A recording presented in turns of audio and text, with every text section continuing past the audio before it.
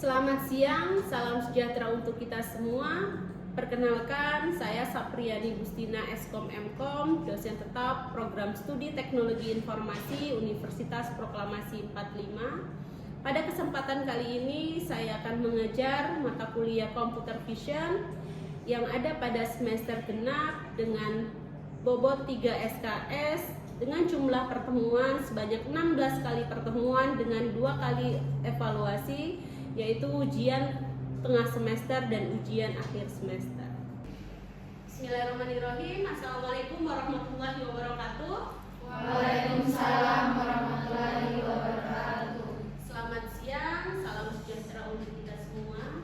Alhamdulillahirabbil alamin. Puji syukur kita panjatkan kehadirat Tuhan Yang Maha Esa, karena pada siang hari ini kita masih diberikan kesempatan kesehatan ya untuk dapat bertatap muka langsung untuk mata kuliah kita yang baru. Betul ya? Di sini ada yang pernah mengulang mata kuliah ini? Oh, tidak ada. Oke, baik teman-teman, sebelum kita mulai ada baiknya kita berdoa terlebih dahulu agar pembelajaran kita mulai hari ini sampai dengan tugas UAS ya, nanti bisa diberikan kemudahan dan kelancaran. Berdoa dimulai.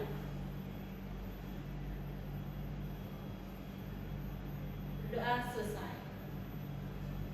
Ya, baik teman-teman, mata kuliah ini adalah mata kuliah wajib ya, yang harus teman-teman selesaikan ya dengan lulus. Artinya tahu ya kalau lulus ya, artinya nilainya tidak boleh mendapat nilai D. Ya, mata kuliah ini adalah Computer Vision yang mana nanti kita akan belajar selama 14 kali pertemuan dengan 2 kali evaluasi.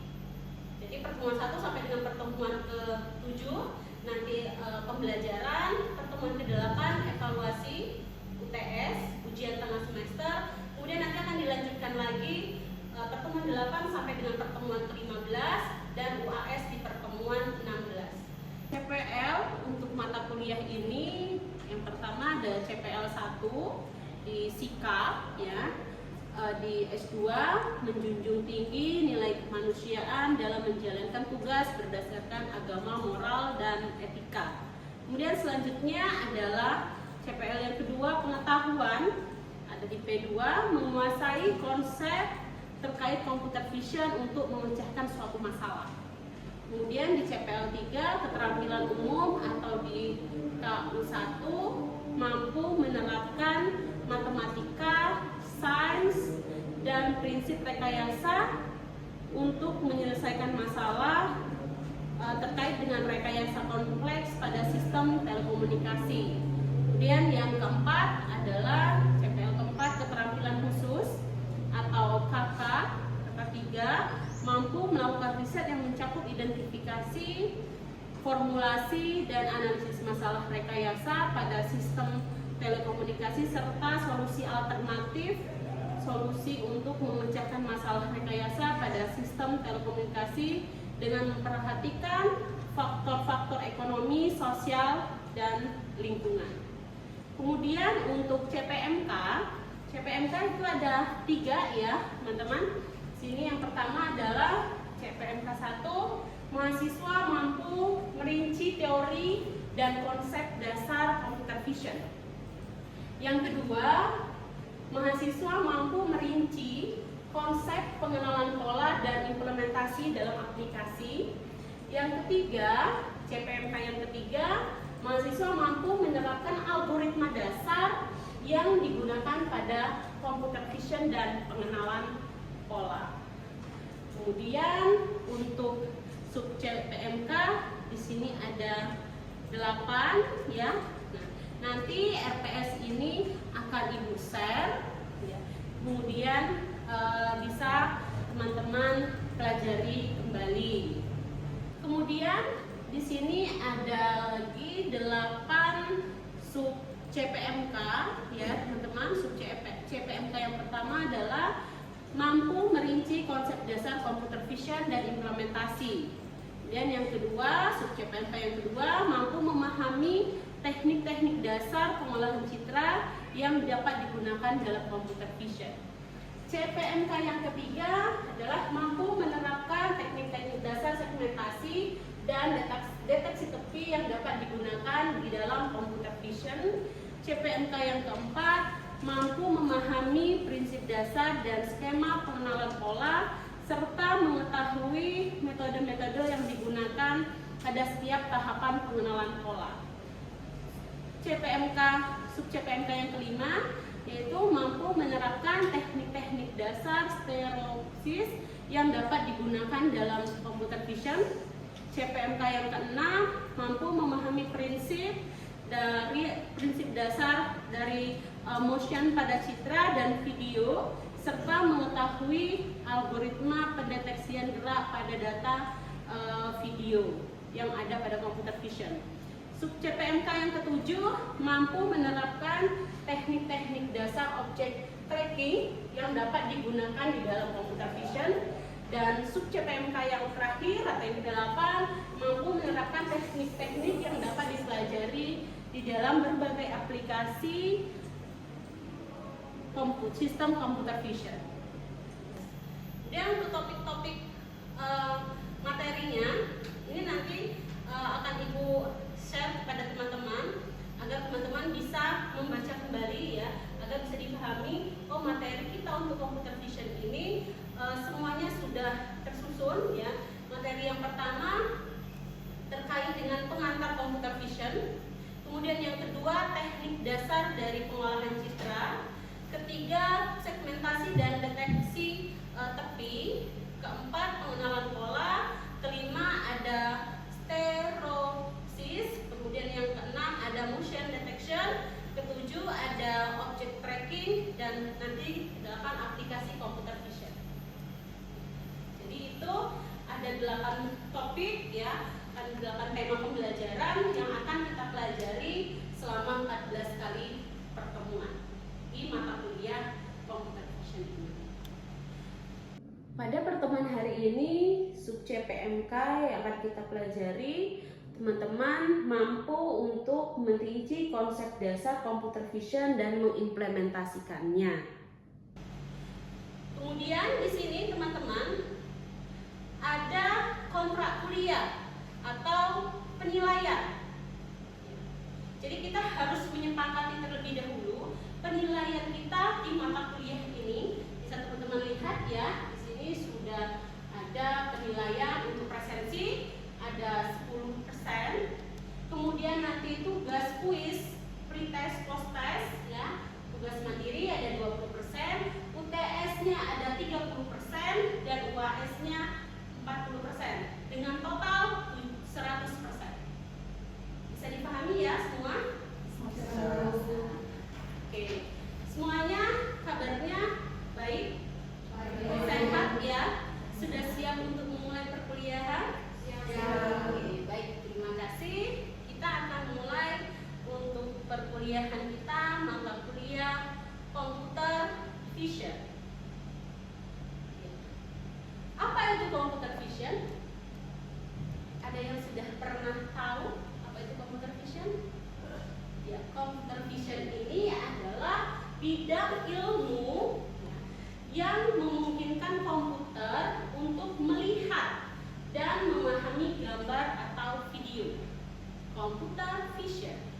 Kemudian tujuannya adalah untuk mengembangkan algoritma yang memungkinkan komputer melakukan tugas-tugas seperti pengenalan objek, ya, kemudian pelacakan, kemudian analisis gambar, dan dengan cara yang mirip dengan kemampuan visual manusia. Jadi di sini komputer ini bisa mendeteksi ya, bisa mendeteksi atau bisa melihat seperti kita melihat suatu objek. Seperti kita melihat suatu objek. Ya, contohnya seperti gambar dari ilustrasi pengantar computer vision. Jadi kita bisa lihat di situ teman-teman, melalui mata kita, gitu ya. Melalui mata kita bisa mengetahui bahwa yang sudah ada di gambar tersebut ada buah pisang, buah apel dan buah anggur melalui mata kita secara langsung. Kita bisa langsung outputnya langsung tahu, oh itu ada pisang, ada anggur, dan ada stroberi. Tapi kalau komputer itu ada prosesnya. Di sini di inputnya ini adalah buah-buahannya tadi, kemudian ada prosesnya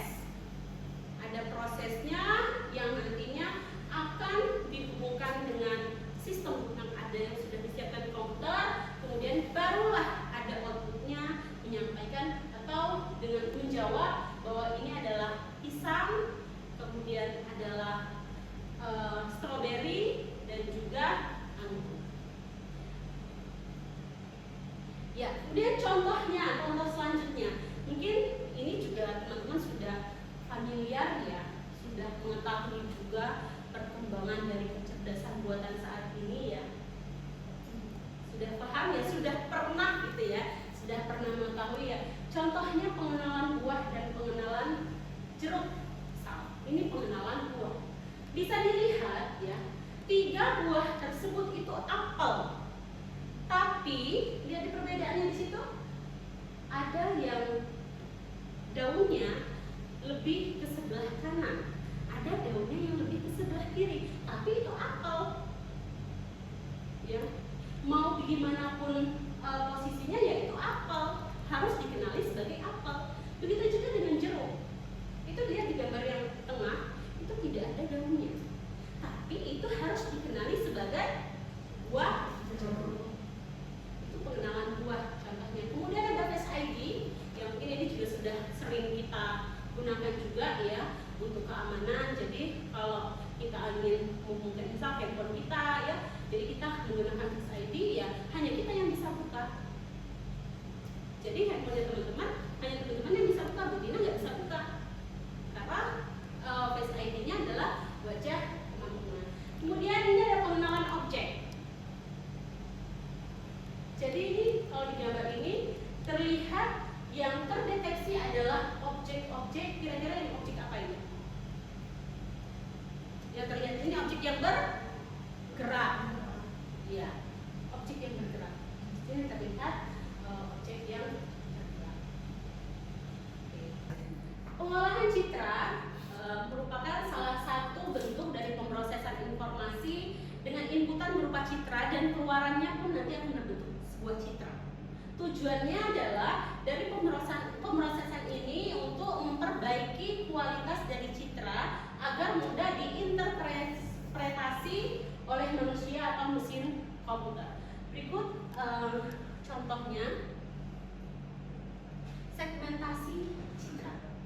Kalau kita lihat dari gambar ini adalah sebuah gambar dengan penuh warna, ya. Kemudian gambar tersebut menjadi gambar yang keabu-abuan. Artinya ini sudah diproses dari RGB ke grayscale, ya. RGB ke grayscale. Nah, konversi warna. Di konversi warna ini adalah mengubah gambar dari satu format warna ke format yang lain. Misalnya dari RGB ke grayscale. Kemudian filter dan penajaman ini sangat diperlukan juga ya sebagai teknik untuk meningkatkan kualitas gambar atau menonjolkan suatu fitur tertentu. Jadi kita perlu melakukan segmentasi dari sebuah gambar. Ya, selanjutnya ekstraksi ciri atau ekstraksi fitur. Ini adalah suatu metode pengolahan citra ya, atau sebuah gambar yang digunakan untuk mengambil ciri dari suatu gambar agar dapat dibedakan sebelum diklasifikasi. Harus ada proses dari ekstraksi ciri sebelum diklasifikasi. Ya, contohnya sebuah motor. Ini gambar citranya adalah sebuah motor. Setelah diekstraksi, motornya ini bisa ada yang terlihat hanya bannya saja, ada yang stangnya saja misalnya. Kemudian ada bagian-bagian tertentu dari motor tersebut. Di materi tadi yang sudah Ibu sampaikan, ada yang mau ditanyakan? Oh iya, Rensi silakan. Baik Ibu, di sini saya mau bertanya, objek yang bisa diuji di dalam sebuah computer vision. Oke, pertanyaan bagus ya. Apakah ada suatu kriteria tertentu dari suatu objek yang bisa diuji menggunakan computer vision? Ya, tentunya ya teman-teman, semuanya bisa dijadikan objek. Tapi tetap kita harus melihat apakah objek tersebut mempunyai varian. Misal seperti yang tadi kita contohkan ya, jeruk. Ya, misal jeruknya tadi ada nggak jeruknya yang buahnya yang nggak ada tangkainya, ada yang ada daunnya ya. Jadi kita bisa mencari suatu objek tersebut yang kira-kira ada variasinya, sehingga bisa membedakan perbedaan antara gambar A, gambar B, gambar C meskipun dalam satu jenis. Kira-kira begitu. Oke ya. Sudah cukup kan sih? Kita lanjutkan lagi. Selanjutnya adalah pengenalan pola. Ya, pengenalan pola adalah suatu tahapan yang dilakukan setelah pengolahan citra. Tujuannya untuk memberikan kemampuan kepada komputer agar bisa mengenali keberadaan dari suatu objek atau peristiwa pada suatu tempat dan menemukan nama atau jenis dari objek atau peristiwa tersebut. Misal pengenalan pola daun, pengenalan pola tangan, misal seperti itu. Ya, contohnya adalah seperti gambar berikut ini. Di sini kita bisa melihat ada 3 gambar dengan pola yang berbeda-beda. Gambar pertama ada 3 warna, tapi tidak beraturan. Jadi posisinya itu acak. Gambar yang kedua ada 3 warna, tapi posisinya sama, biru, kuning, dan merah. Dan kemudian ada gambar yang ketiga, yaitu gambar yang sudah tersusun rapi. Ini adalah pengenalan pola. Ada yang ingin ditanyakan lagi? Silakan. Oh iya, Angga, silakan Angga. Apakah teknologi sidik jari termasuk dalam computer vision? Iya, betul. Apakah teknologi sidik jari termasuk pada computer vision? Ya, jawabannya iya. Ya, jawabannya iya. Kenapa? Ya, karena dari teknologi sidik jari ini setiap orang mempunyai sidik jari yang berbeda-beda. Dan kita tidak serta-merta bisa mengetahui bahwa misalnya sekedar foto gitu ya, bisa mengetahui kalau itu ada sidik jarinya begini. Harus ada sistem yang bisa mendeteksi bahwa sidik jari tersebut adalah sidik jari. Contohnya ini, misal ini ID cardnya ibu. Ini sekaligus kartu presensi. Jadi ibu tidak akan bisa presensi kehadiran kalau kartu ini tidak ibu bawa. Contohnya ya. Jadi ibu harus stop dulu, harus presensi menggunakan sidik jari agar bisa terdeteksi bahwa Ibu Tina hadir di pertemuan hari ini, misal seperti itu. Gimana Angga? Bisa dipahami? Oke. Ya. Selanjutnya, ini teman-teman contoh teknik dalam computer vision ya. Sebenarnya cukup banyak ya teknik atau metode yang bisa kita implementasikan di computer vision. Yang ini ibu contohkan adalah pengolahan citra dengan OpenCV. So, OpenCV atau Open Source Computer Vision Library itu misalnya perpustakaan populer untuk pengolahan gambar dan video. Nanti teman-teman bisa cari referensi ya terkait dengan computer vision, objek, kemudian metode-metode yang digunakan. Kemudian untuk operasi dasarnya bisa membaca, bisa menampilkan dan menyimpan gambar, mengubah ukuran dan memotong gambar. Oh ya, ini juga ibu membawa beberapa buku yang bisa nanti dijadikan referensi di mata kuliah kita ya, computer vision, kemudian ada juga artificial intelligence yang bisa teman-teman baca sebagai referensi di perkuliahan computer vision. Ya teman-teman, adakah yang bisa membantu untuk menyimpulkan pertemuan kita pada siang hari ini? Oh ya,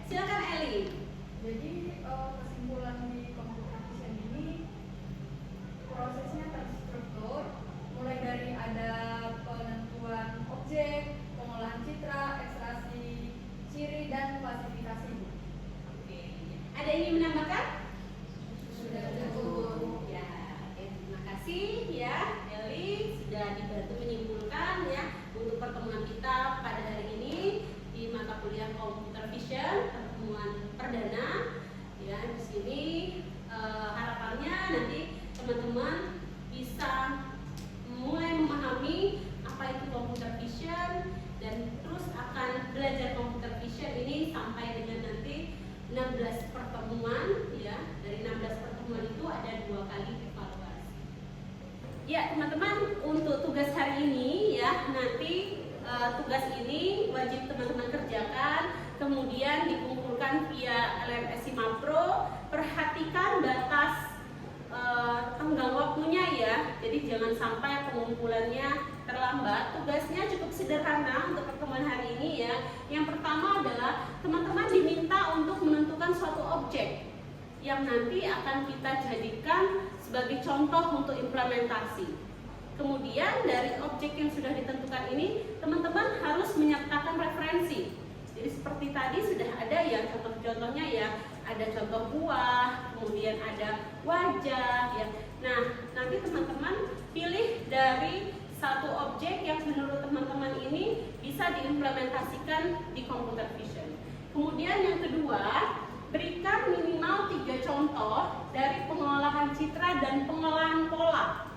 Nah, jadi tetap teman-teman setelah ini akan membaca ya, mencari referensi yang berkaitan dengan pengenalan pola dan pengenalan citra. Nanti bisa dibuat narasi ya, itu dituliskan yang rapi, boleh nanti dikumpulkan menggunakan Microsoft Word ataupun dalam bentuk PDF. Materi selanjutnya di minggu depan ya, itu terkait dengan teknik dasar pengolahan citra.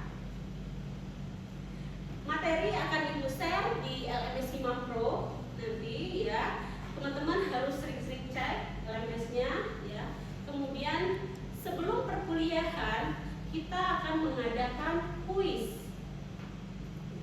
dari materi yang sudah Ibu share. Teman-teman pelajari, kemudian kita akan melaksanakan kuis terlebih dahulu sebelum perkuliahan tahunan. Bisa dipahami semuanya? Bisa. Oke. Untuk presensi hari ini silakan teman-teman bisa mengakses Simapro ya. Bisa pilih hadir yang menyatakan bahwa teman-teman hadir di pertemuan hari ini. Baik teman-teman, terima kasih untuk kehadirannya pada siang hari ini. Insya Allah nanti kita akan ketemu lagi di minggu depan di jam yang sama, hari yang sama dan ruangan yang sama. Tetap sehat, semangat, berbahagia agar kuliahnya juga semangat ya. Terima kasih banyak sekali lagi. Bu akhiri wabillahi taufiq wal hidayah.